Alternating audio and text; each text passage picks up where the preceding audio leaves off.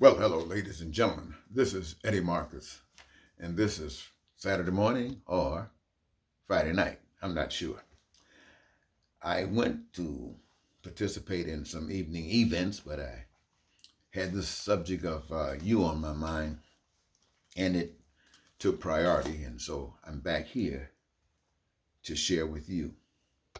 You know, during the day and as we go through our basic activities of the day, we take notice of what's going on. And me being a social scientist and my main focus as spokesman and advocate of basic human rights for all people is to observe by the means that are available to me that comes through the internet and social media and the news sources to hear what's going on and listen to commentary and kind of evaluate that based upon what I can physically see with my own environment within my immediate environment and listen to the understanding of that spiritual nature that is deep within myself and that is quite reliable. And I evaluate a situation and I come back and share with you the truth as I understand it because that's how it's been given to me to share with you. So the things that's happening in America today, they are, and I've been living a long time. Look at me, ladies and gentlemen. I've been living a long time. I've seen a lot of this stuff over and over and over again. And that is kind of good. It enables me to understand when a game is being played. And so, with 40 years experience with nothing but a committed dedication to end the problems of poverty in America, you can say I have failed diligently. And I will admit it, I will be the first one to admit it. As a street preacher, I try to speak to all people, regardless of black, white, colors, or whatever, or ethnicity, or religious beliefs, or holdings. I just want to talk about the love of God and what God has for the American people and the people of the world and how wonderful it is. And in light of all that I recognize that we've all been exposed to, I can gladly say that I've been able to see through it. And I want you to see, or to hear at least, what I've been given to share. Now, it's not uh, nice for me to stand here and speak about God's love to the Christian people or people of religion alone. It's not nice for me to speak to people of what you might carnal, the people who are just not that interested in God. They haven't chosen a faith, not committed to anything, but they don't consider themselves atheists. So when I speak, I want to speak the truth. I can't think of a truth that's not applicable to all people when it's relative to those things so essential for life. We all got blood. That's very essential for life. We all got blood. None of us living, walking around without blood. So when we talk about those things that are so that essential to all humankind, that's the truth from which I have been given to speak from. And what it is, ladies and gentlemen, in the beginning of this ministry, it was committed to the poor people, people who are the worst off, people who suffer the most, people who got nothing, people who sleep on the corners, people who are so downtrodden they just get wine bottles and drink wine and try to depress themselves out of here. People who are so down and trodden and disappointed with what they have to experience in life every day, till they do drugs, they do anything, just killing themselves, not knowingly, not trying to, but just have nothing else to do because of the system in which they have been brought up in that allow them to be as they are. And so I know that this is the game that's been played. I see it. And so having taken a belly full and couldn't take it no more, I decided to stop working as a counselor with the Veterans Administration in Chicago back in 1979. And I committed myself to end this. Why did I do that? I don't know. I guess I thought I got a big enough mouth. I thought I could talk loud as anybody. Not only that, I had the Spirit of God's love within me and about me. How could I be defeated? All I had to do was to go forward. Who's going to stop me? And then my wife, she at that time divorced me. And that made it even clearer and easier to be committed. Because before, I had to at least worry about, how this would impact our relationship. But not to the extent that I wouldn't do it. But she made it easier for me because that kind of guy she didn't want anything to do with. So that was it. However, I know that people, if you're caught up in a system, you have to work to live. You have to work to live. And the people that are poor, people they don't have jobs, don't qualify for jobs, and the system know they created them and then put them on welfare to keep them hanging around. The food stamps here, little housing here, the receipts, whatever you give them, vouchers and here and this, little handouts. And it was driving me sick, because I know that everybody on the face of this earth, not just in America, can live as though they're in heaven, living in mansions and having their wishes and their needs and their wants and desires met. I know this as a fact. So I decided that I'd go across this country, listen to what you guys are saying, talk to you about what I'm getting. Now, at that time, I must admit, I didn't have everything. I just had a commitment that I was going to do something. I didn't know what. I just knew it was wrong. I wasn't raised that way. I was raised by parents who taught me love. And I'm talking about, they were my great-grandparents, and they taught me love. And yes, I've been as big a devil as anybody in the few years that I had a chance to be. I mean, yes, I didn't kill anybody, but I was I wasn't that evil. I wasn't evil, but I did what I wanted to do. And it wasn't all of it. Some of it you'd frown on. I don't care. I did it, and I'm free from it. Now, just back to these poor people. What I see going on in America today is pathetic. Lies perpetrated in this country before our eyes. And these liars won't stop lying. And some people so weak, sick, till they grab onto these lies. For whatever the reasons are, and they got them. We might not know what they are, but to them, they are legitimate. And so they grabbed onto these lies. And they are willing to tear this nation down, built on a lie. And it seems as if those who are in opposition to that lie don't have enough power to be able to stop them, because the lie is growing. And the people who know this is a lie and supposed to be in opposition to it, for some reason, what they're saying isn't sticking. Why do you think it's not sticking? I would suggest that it's not sticking because it represents the things of the past. It represents what we've been going through all of our lives. It doesn't represent any major changes. It made me want to take a step up, a facelift or something like that, but in reality, it's the same old game. What that means is that all of the things that I just got to describe and why I decided to come out here in this world and take care of this business is still existing.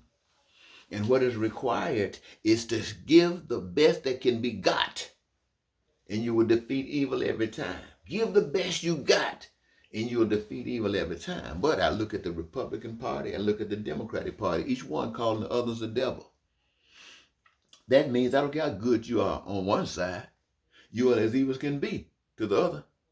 So, I mean, who's what? And who is worth somebody putting some support behind? Who wants to be a Republican? Who wants to be a Democrat? Or anything in between if you're not talking the right stuff. So which one of these would end poverty, the suffering of the poor? Will the Democrats do it? They've never done it. Will the Republicans do it? They've never done it. And which one will tell a lie and say they will do it? They all say it every time they're running for office.